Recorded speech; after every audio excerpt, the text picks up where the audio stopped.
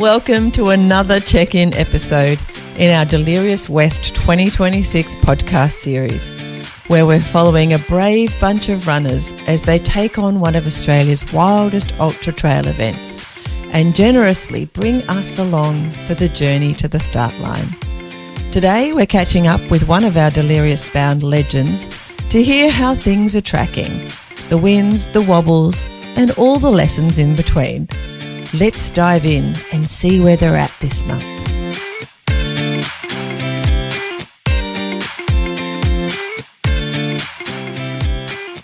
Today on the Zen Run podcast, we're checking in with another one of our absolutely mad and crazy delirious athletes to see what they're up to and how the training's gone. Sym Mercer, hello. Hello, how are you? I'm great. It always feels funny to me because obviously you and I know we just had a quick chat. Like, hello again. I do try, as you know, not to say too much on the other side because otherwise all the funny stuff happens and no one else gets to hear it. Kind of funny. Anyway, you're sitting in there in your awesome fluoro shirt with all the extra colourful bits around the edges. Yeah. I love. I do love it. It's a shame this isn't a video podcast. It's very cool. No, it's probably a good thing it's not. Well, luckily for everyone else, it's audio, but your shirt is worth seeing in video. I think I should take a photo of it. And no, I will not be wearing it at Delirious. I just want to point that out. You won't? Oh, that's such a shame. Oh, well. Sym, what have you been up to? Have you been doing any running apart from wearing awesome fluoro shirts? Yes, I have been doing a little bit. When will this go to air? Probably about 2-3 weeks, maybe 3 weeks. Okay, so by the time this goes to air, yes, I will hopefully have survived through Harvey Bay 50. Oh, you'll definitely survive that. Come on. Oh, I don't know. A 1K swim and a 40K on my road bike. I don't know. Oh, so it's not just a... No, it's a triathlon. It's the triathlon. It's not... Yeah. Yeah. So, yeah, it was a 50 run. That would be okay. I was going to say, I think you'll be all right. What would I know? So what are you mostly worried about? The ride, actually. Well, I know I'm going to be shit at the swim and it's going to suck and it's going to be hard work and I'm going to really contemplate my life choices. But the 40Ks on my road bike is just like, I don't know. Is it your butt that you're mostly worried about? Yeah, I think I've still got a bit of PTSD from Raid 100 back in May when we did about 350Ks on our mountain bikes. So I think I'm still suffering a bit.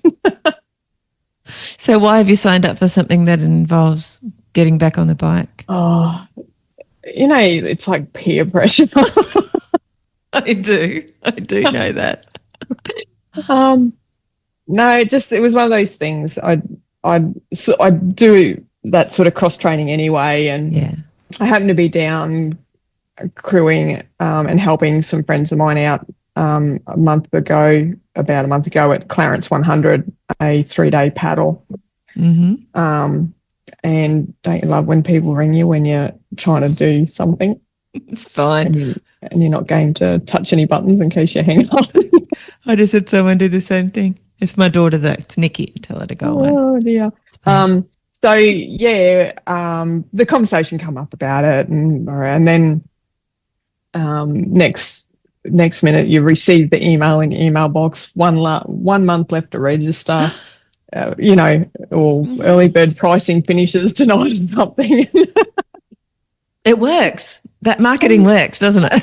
Yeah, and I try and make like Harvey Bay is a regular thing for a lot of our locals at home. Mm-hmm. So it's a good weekend. It really is a good weekend, whether you're competing, supporting, or just going down because you can. Yeah.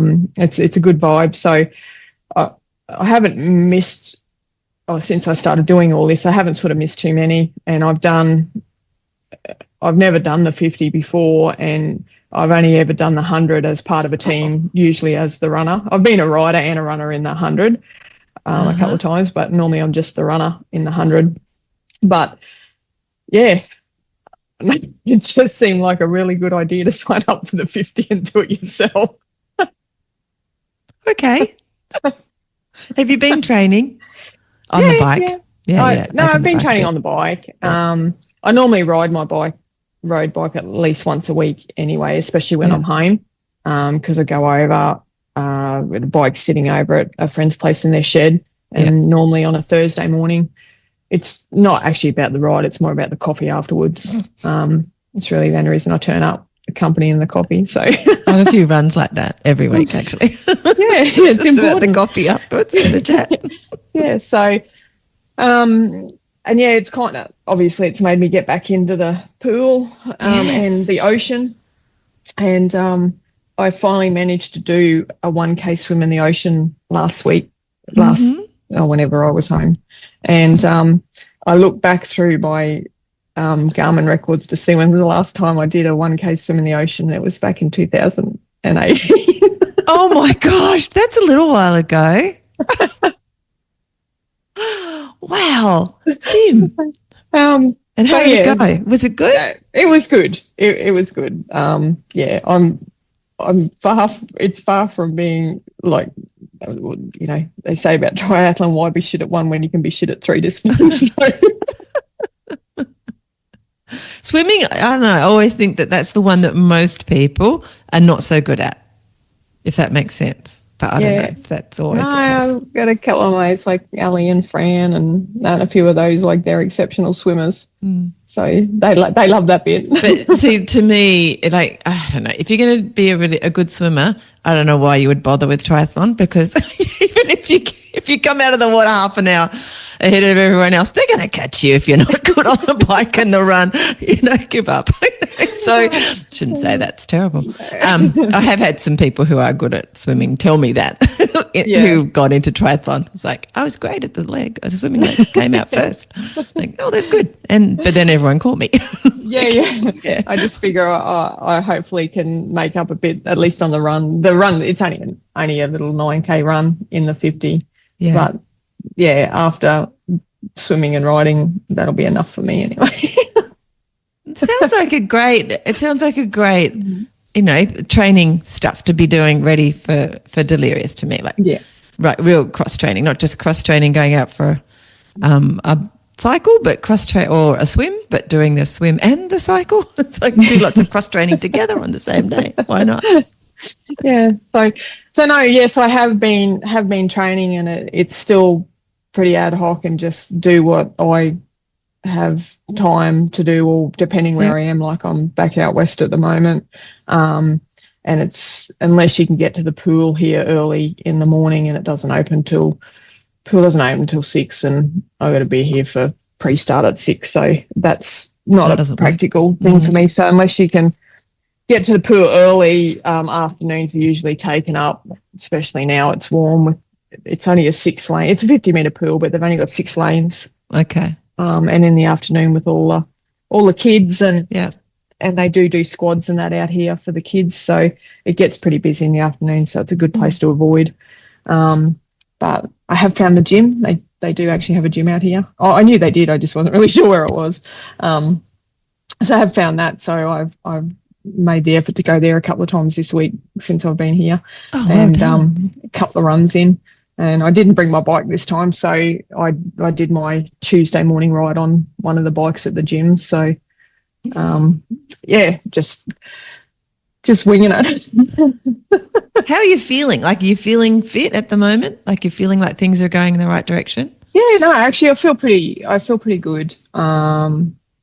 Just doing a lot of listening to my body, and I've had 2 pretty big days. Monday and yesterday was 90% of the time outside, out on a couple of the work sites, which involves travel, because when I say a work site, it's still 200 Ks to that work site from here. So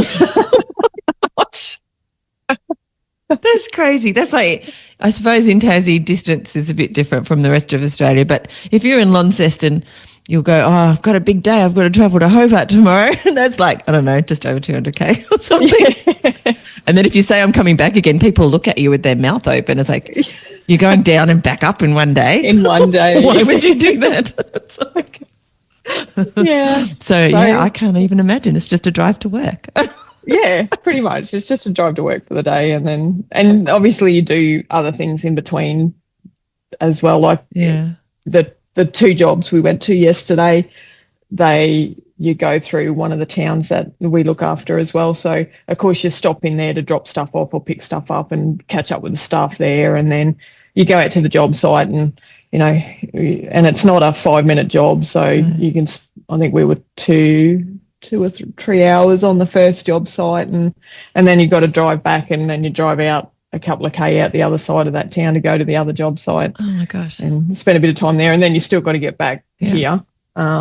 So it's just that going. So I think Monday night, I think we got back into town about 6-ish. Yeah. And last night it was around 5:30. I think we got back here. It's not really conducive to quality training. That's those kind of days, is it? Yeah.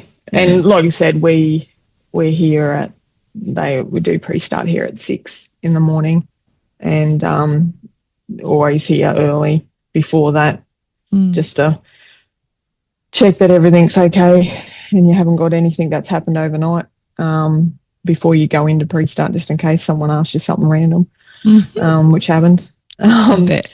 Yeah, so and I haven't done a run today. I will do that this afternoon, probably when the sun goes down, because it's a bit bitey out there still at the moment. And that's more just to clear my head, because today we've been smashed up a little bit.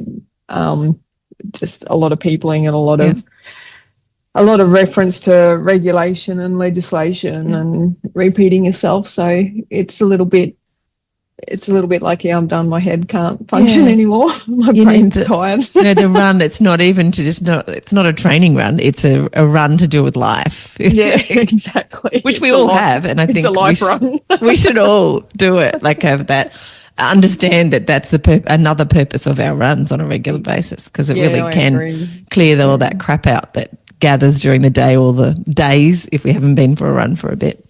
Yeah. So no, it's been pretty good. Like I have been quite consistent with my training, however that looks, and like I said, everything's just done by feel. If I feel like going out for 10 minutes, it's 10 minutes. If I feel like going out for an hour, it's an hour. Yeah. So no, it's been going good, and feeling pretty good. We'll see how we Harvey Bay. So what date is Harvey Bay? The 50s race on Saturday. So what's that, the 14th? Okay. So this episode will go out on the 26th. I was just grabbed up my planning, because I'm not as not planned as people might think. I do actually have a bit of a plan. So at the moment, you're planning to go out on the 26th of November. So you definitely would have will have completed that. I might even put a link to that event page, whether what will be there on the 26th, who knows? Who knows? Yeah. So, because sometimes these events kind of happen and it's like, it's happened now and that's it. It doesn't get updated again until 2026. Yeah. So no, and then of course Sunday, the hundreds race. So we get to just stand on the sideline and cheer those doing the 100 and be a part of the atmosphere of that. Well, that'll be nice. Like, you have that sense of satisfaction. I've completed my event. Now I can support these other crazy people. Yeah, doing exactly. Double what I did. Yeah, because they're mad. Because this year they can have that.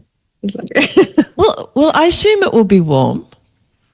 Yes, because as I said, I'm in Noosa at the moment. I won't be as of a week from now. But it's nice and warm here. It's further north. I'm just like, it's going to be a warm thing, and it must always be warm. And you guys must be used to doing that. One of the beauties of Harvey Bay, once you get on the run, regardless whether you're doing the 50 or the 100, is the run is like a loop. So you run down one end of the Esplanade, and turn around, run right back up the other end and come back. That's where they have a bit of a sort of like an aid station type thing, and they've always got ice. So it's great. Which is really needed. Yes. I thought you were going to talk about like a sea breeze or something. There's always a sea breeze, but no, you need ice. Sometimes it's a cyclonic wind, and it's generally when you're on the bike. No. Oh my gosh. But yes, there is parts of it where you on the run where you're like, I just got to get to that bit because there will be a breeze blowing. But there is some sections where it's just blocked, like the breeze is blocked by trees and stuff like that. So it's a beautiful course. The location, you can't complain about the location. So it sounds like it's going to be a great weekend. Good for your, for your fitness leading into Delirious, but also good for socialising as well. Yeah, absolutely. That's really why we do it. I think you can have fun. So will you need much of will you taper into that? Like I haven't done triathlon before. And on the other side of it, will you need much rest because you're not doing like the long one? No, I'm not. How does that work? We basically call this week taper week. Oh, okay. So I sort of haven't sort of slackened off my training. I've just sort of been doing what I would probably just normally do. It's pretty much the same as what I did last week, minus the swim, obviously, because I haven't been in the pool. But and then next week I've got obviously Sunday will be like a rest day. Monday, just see how I feel and what happens. And then I've sort of got a fair bit on, be doing a bit of travelling the rest of the week. So I'll just see how that pans out and what that looks like. And I'll actually be heading down to GSCR the weekend after Harvey Bay. I'm not racing. I'm just going down to give Matt and Megan a hand down there as a volley, and I'll be doing some of the sweep sections for the 100-mile course. Oh wow, that's so there. cool. So I'm kind of not looking forward to the weather because it's still snowing. So as I sit out here in 40-degree heat, and it's contrast, baby. Yeah. So it's like, oh, okay, this will be interesting. I have to find all my thermals. Oh my God. I have a habit even when I'm away, sometimes if I'm, I don't know, cooking, whatever, they'll put on local ABC radio at home, and they had a weather thing to say there was some snow. Maybe I don't, not where anybody lives, but I was like, I don't know if I want to go home if it's that cold. Yeah. No, I think that's the thing, because I've got a few friends travelling down to Cozzy, which is the same weekend. Yeah. And even they're like, oh my God, it's snowing. What is global warming? What's going on? Talk about question life choices. I know. Anyway, it just makes you appreciate when you get back into the warmth again and not complain about it. Oh, no, we still complain. I was going to say, you can just put a jumper on though when it's cold, I suppose. It's just I still prefer this weather. It's because you've grown up in it, you've lived in it, you've basically marinated in it. That's all you know. Anything below 25 degrees and it's cold. Whereas I'm okay to put a jumper on. It's all right. Or two. A jumper and a puffer jacket, which is a good old puffer jacket. Yes. Yeah, it's quite interesting when you you'll do a Teams meeting, and I do a bit of mentoring for different programs and stuff like that, and I'll be sitting there in my singlet or something, and they're rugged up. It's just they're like, it's obviously not cold where you are. It's like, no, it's 28 degrees. Most of the time. It's 28 degrees. In fact, that's a cold day. So you always laugh when that happens. And I think we forget don't forget, but I think we're just so comfortable in our environment up here that, you sort of jump on and talk to somebody who's in New South Wales and they've got a jumper on and you're like, why? And they're like, because it's cold. And it's like, oh, okay. So do you think Delirious will probably be they're doing it at the same time as I did it this year, next year, which won't be particularly warm unless we're unlucky. So, and there's a bit of a heat wave going on. Hopefully that won't happen for me. But how do you cope when you go to events and it's so different from where you are at home when it comes to temperature? We have the gear. Like I have the gear for those events. The downside is we can't train in it. We don't get the opportunity to train in it.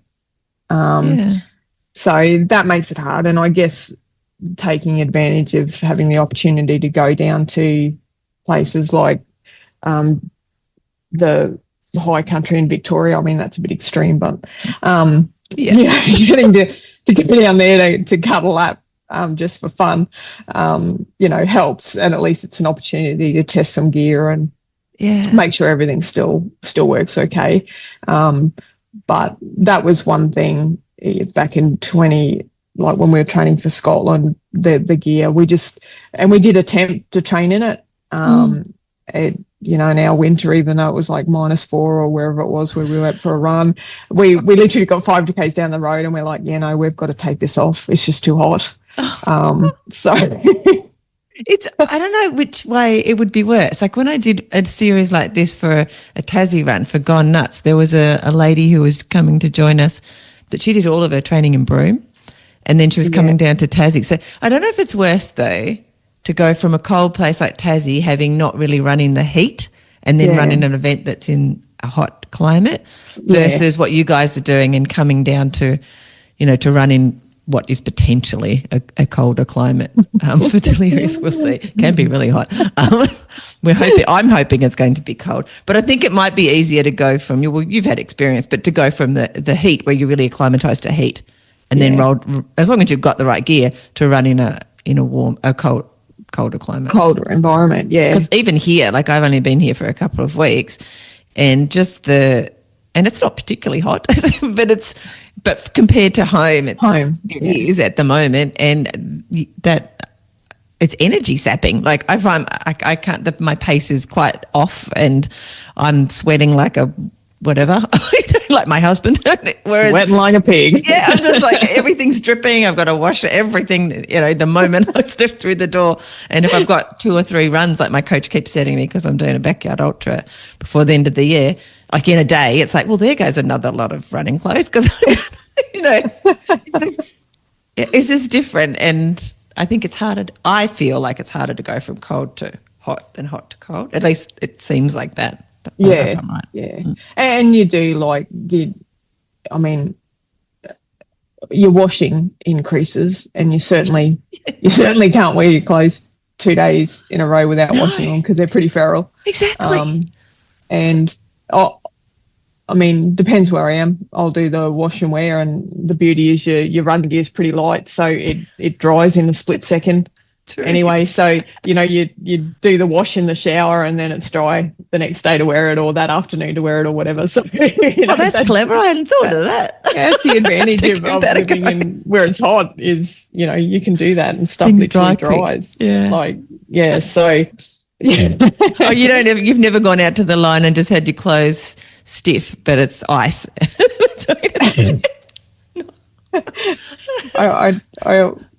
When we were in New Zealand doing a Cert 2 kayak course, and cool. it was rainy and it was cool. Like it wasn't cold, as we know it can get over there, but for us it was cold. And we would, because all your gear is just wet the whole time because you're in the water and lots of stuff. So we created like our own little hot rooms in the cupboard. You just put the little heater in there and create a hot room, and it dries your clothes. That's a great idea. Yeah, at least in the morning you'd have like your clothes would be dry to put on. Everyone else is like whinging about their wet clothes, and we're like, oh yeah, no, it's all toasty. And you didn't start a fire, so that's even better. Didn't start a fire, yeah. Most importantly, we didn't start a fire. That's right. I love that. So there's ways and means around it. You've just got to kind of be a bit savvy about that, I think. And like I said, when you're out here, you can literally wash a shirt, like even one of these work shirts, and within half an hour you can wear it. It's dry. And that, handy. It is handy. But I said where I stay when I'm out here, it's anywhere from 1.44 to 1.48, depending which gate I walk in, Ks. So I walk up in the morning and I walk back in the afternoon with my laptop pack and everything. I just class that as training. That sounds like some kind of weight training. Yeah, and with my steel cap boots on as well. So perfect. Definitely weight training. And I got back to the room yesterday because it was still quite warm, and just had that perfect sweat pattern where my laptop bag was sitting against my back, just for that short walk home. And you stand there and you don't even have to physically be doing anything. And even yesterday when we were out on the job site, like, you're standing in the shade sort of, and you can just feel it, the sweat's just rolling down your back, and you're not doing anything. You're just like standing there and you think, this is great. I think that happens here in Noosa. Yeah. but then we go and run in it. I know, and then we go and run in it. Exactly. Yeah. And as I said to the lady that I work with, I was saying to her, she's like, oh, this is just gross. She's like, I don't know how you do it. She said, I don't know how you go for a run. She goes, that's just gross. And I'm like, yeah, you're right. I said, and it doesn't matter how much you run or how much exercise you do, the sweat, like the second you sweat, it's just gross, and you know it is, and you just don't care. But like, and you shouldn't. I think it's healthy too, though. Like, yeah. Because you're actually sweating out. I'm sure we could make up all kinds of stuff. We're sweating out all sorts of impurities, and it's all just, it's good. Yeah, it's good for you. Yeah. If you weren't sweating, I think that's when you'd be really sick. And there are some people who can't, and they get sick. So, blessings. That's right. And the other thing is, when you are sweating, if there does happen to be a breeze, at least it cools you down. Yeah, good point. So, you kind of got to look at the positives. I'll remember that in the heat of the Tasmanian summer when I will sweat again once I get back.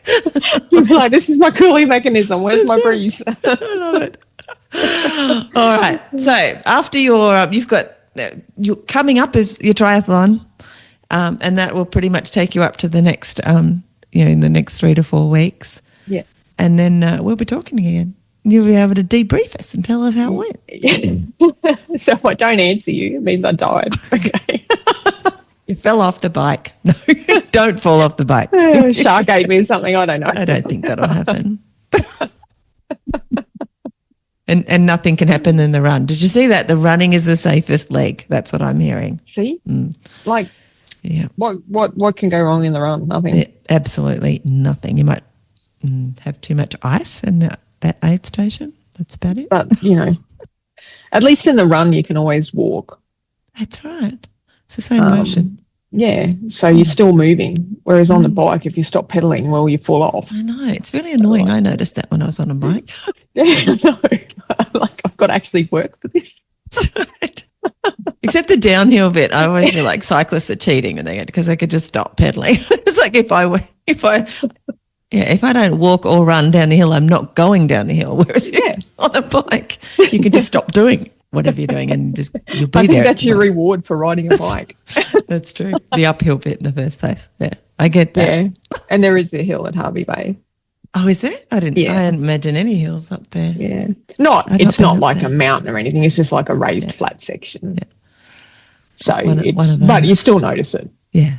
Like, and you still. It's effort. It requires effort. And you just question your choices again, and you wonder why you signed up again. And then you'll sign up again next year. And to many other things, including Delirious next year. Delirious, yes. And I don't know, 150 days or something. I don't know exactly what it is now. Don't have it in front of me, but. Like, it just goes suddenly, all of a sudden. The worst part is when it suddenly becomes double figures and you're like, how? Stop that. Yeah. We've still got a short time for that before that's going to happen. I'm glad.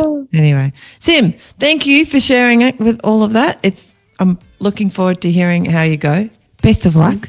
No sharks and no falling off the bike. That'll be good. And just enjoy the run. Walk a bit if you want. That's fine. And that's good training for Delirious. And talk to you in a few weeks and see how it went. Fantastic. Thank you, as always. And that's a wrap on this month's check-in. A huge thanks to our athlete for sharing another honest look into what it really takes to train for something as big, bold and slightly bonkers as Delirious West. We'll be back with them next month for another update, so be sure to follow the podcast so you don't miss a step. Whether you're training for your own ultra or you just love dot watching with a cup of tea and a bicky, you're in the right place. And if you've got a mate training for something epic or needing a nudge to start, send the podcast their way. Catch you on the next one.